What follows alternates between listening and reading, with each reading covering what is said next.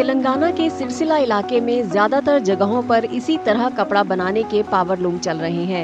कपड़ा उत्पादन के अहम केंद्र सिरसिला में हजारों बुनकरों को ऐसे पावरलूम में रोजगार मिला हुआ है। तेलंगाना की सरकार 2025-26 के लिए अपना बजट पेश करने की तैयारी कर रही है।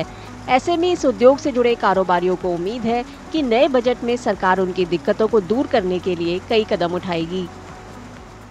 वो बजट में टेक्सटाइल के लिए ज़्यादा बजट देना चाहिए। इधर क्या है, सब वर्कर लूम चलाते हैं ना, इसके लिए बहुत कम बजट दिया है। इंदिरा अम्मा साड़ी बोल के दिया है, उसमें बजट पूरा सही का नहीं दिया। अभी इधर ये लूम के लिए यारन डिपो लगाया। यारन डिपो ऐसा लगाया वो छोटे छोटे व्यापारी के लिए नहीं चल रहा है, सब बड़े बड़े व्यापारी के लिए वो बनाया। सब छोटे छोटे व्यापारी और कामगार के लिए काम करने के लिए बजट ज़्यादा ये साल करना पड़ेगा टेक्सटाइल इंडस्ट्री सिरसिला के लिए।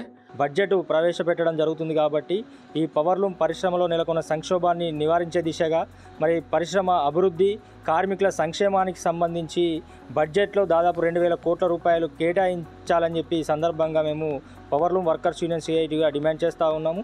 గత 15 నెలల కాలంగా సిరిసిల్ల పవర్లూమ్ వస్త్ర పరిశ్రమలో నెలకొన్న సంక్షోభం వలన ఇక్కడ వస్త్ర పరిశ్రమపై ఆధారపడి పనిచేస్తున్న పవర్లూమ్ కార్మికులు కావచ్చు, అనుబంధ రంగాల కార్మికులు ఉపాధి లేక ఇప్పటికే 15 మంది నేతన్నలు ఆత్మహత్య చేసుకున్నటువంటి పరిస్థితి ఉంది।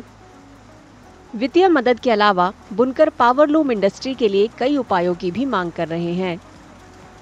సిరిసిల్లాలో చేనేత కళ దాదాపు అంతరించిపోతుంది కనుక ప్రత్యేకమైన క్లస్టర్ ఏర్పాటు చేయాలి। ఈ కళను అంతరించిపోకుండా ప్రత్యేకమైన ఒక యూనిట్ లాంటిది ఏర్పాటు చేసి శిక్షణా కేంద్రం, అంటే ఈ కళను అంతరించకుండా కొంతమందికి నేర్పించే విధంగా ఒక యూనిట్ ఏర్పాటు చేసి శిక్షణ ఇప్పించే విధంగా యూనిట్ ఏర్పాటు చేయాలని కోరుకుంటున్నాము। అంతకుముందు ఉపాధి బాగుండే, మాకు బతుకమ్మ చీరలైనా కానీ అవి ఆర్వీఎం క్లాత్ అది బాగుండే।